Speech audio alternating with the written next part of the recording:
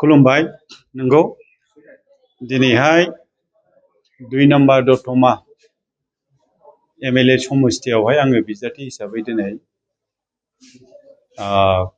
Nomination गथायनाय जाहैबाय।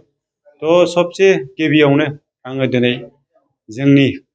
कंग्रेस दोलोनि मानगोनां आफादगिरि अर्जुन खरगे दाङ'रियाखौ आं धन्यबाद होगोन आरो बेनि उनावहाय प्रियंका गान्धी मेडामखौबो आङो धन्यबाद होगोन, राहुल गान्धी बिथांखौबो आं धन्यबाद होगोन आरो लोगोसे जोंनि कंग्रेस दोलोनिनो आसामनि एपिसिसि प्रेसिडेन्ट मानगोनां गौरब गगৈ दाङ'रिया बिथांखौबो आङो धन्यबाद होगोन आरो लोगोसे कंग्रेसनि दिनै साफ्रोमबो दैदेनगिरिजों लोगोसे कंग्रेसखौ मोजां मोनग्रा बयबो बिथांमोनखौ आं आंनि गोसो गोरबोनिफ्राय अननाय आरो सिबिनाय जासिदों। थ' आं दिनै नमिनेसन होखांनायनि उनावहाय खोब गोजोननाय मोनदों आरो आंनि जिबनाव बुंनो थांबा दिनै फार्स्ट आंनि इलेक्सननि नमिनेसन होनाय बियो, ओंखायनो एसे नार्भासबो मोनदोंमोन खिन्थु गोसोखौ आङो खोब गोजोननाय मोनदों आरो आङो रायजोफोरनि दिनैहाय मोनसे मेसेज आं हरनो लुबैदों मा जोङो 12 बोसोर बा 10 बोसोर जोङो बिजेपिनि जानाखि सासन सालायनायाव आसामाव जिबायदि मोनसे परिबेस फैदोंमोन बे परिबेसआ जाहाथे आरो फैफिनबावा, जेरेखम जोङो जाति धर्मनि गेजेराव गावजों गाव गाज्रि मोनलायनाय आरो जाति धर्मखौ आसामनि मानगोनां जायनाखि बारग' चिफ मिनिस्टार हेमन्त बिश्व शर्मा बिथांनि जाबायदि अयथासारि खालामनाय, सोरखौबा एभिक्सन खालामनाय, बबेबा जाति लानानै रायनाय, बबेबा धोरोम लानानै रायनाय, गावनि गेजेरावनो मोनसे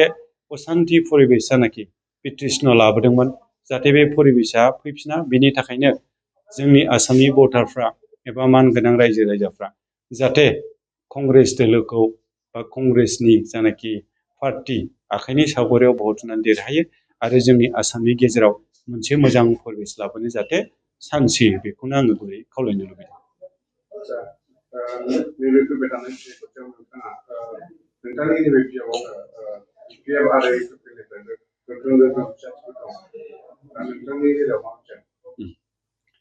नंगौ दिनै बयबो बुंसोलायदों आरो नुदोंबो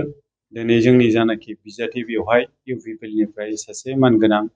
इउपिपिएलनि जेनेरेल सेक्रेटारि राजु नार्जारि बिथां आरो लोगोसे बिपिएफनिफ्राय सासे स्ट्रं दैदेनगिरि दिनै बिटिसिनि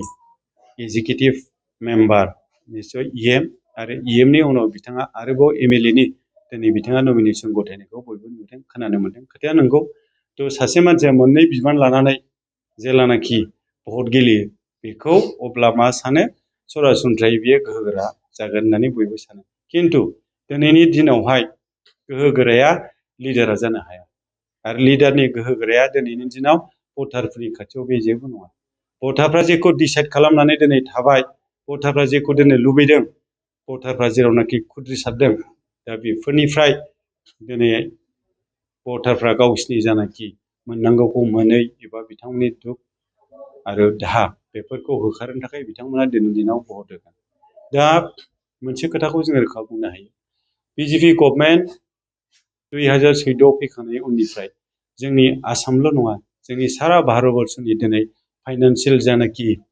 स्टेटास, जोंनि राङारि जानाखि दिनै जोंनि गेजेराव कन्डिसन बा परिबेस, बे परिबेसआ बेसेबांबा गाज्रि। दिनै जों नुवाखैल', जों खोनायाखैल', जों मेगनजोंबो नुथारबाय आरो गोबां मानसिफोर जेरै रुरेल एरियायाव थाग्रा मानसिफ्रा दिनै बेसेबांबा हाथासि जाबाय। बयनिबो न'खराव दुखु जारला, बिनि आसल जाहोनानो जाहैदों मा आनइमप्लयड समस्या। लेखाल' फरायो, हाजार नङा लाख जन पास जायो बोसोरे मेट्रिक, बिए, पिअ, एमए, इन्जिनियार, खिन्थु पासल' जायो। पास जाखांनायनि उनाव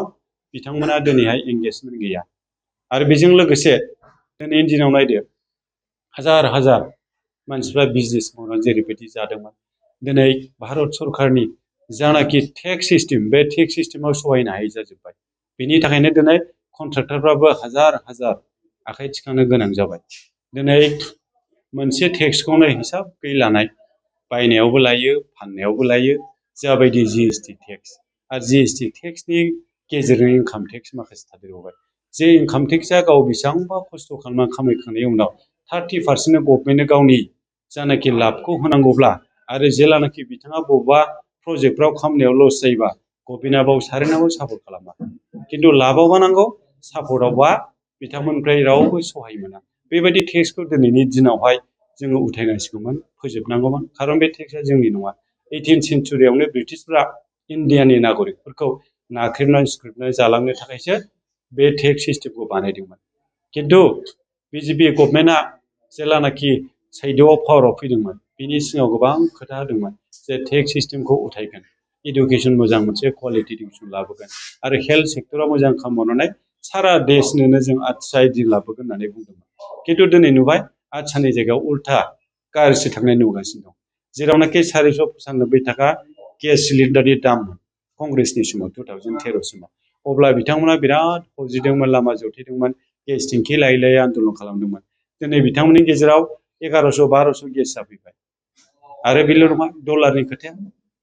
डलारखौ बिथांमोना बुंदोंमोन डलारा बोरै डाउन जानो हायो बेनि थाखाय जों खामानि मावगोन इन्डिया रुपिसखौ जों गोजौआव लाबोगोन खिन्थु बिथांमोननि समाव जे दंमोन दिनैनि दिनाव ओरैबायदि जाबाय डलारा 92 सिम थांबाय थ' 92 जोंनि भारत रुपियानि जेनाखि डिफारेन्सआव बेसेबांबा गाहायाव जों दिनै थांगासिनो दं बे सोरनि थाखाय जादों जों मोजां रोखोमै BJP गभर्नमेन्टआ जोंनि देशखौ सालायैनि थाखायनो बे जिनिसा दिनै जानो थांगासिनो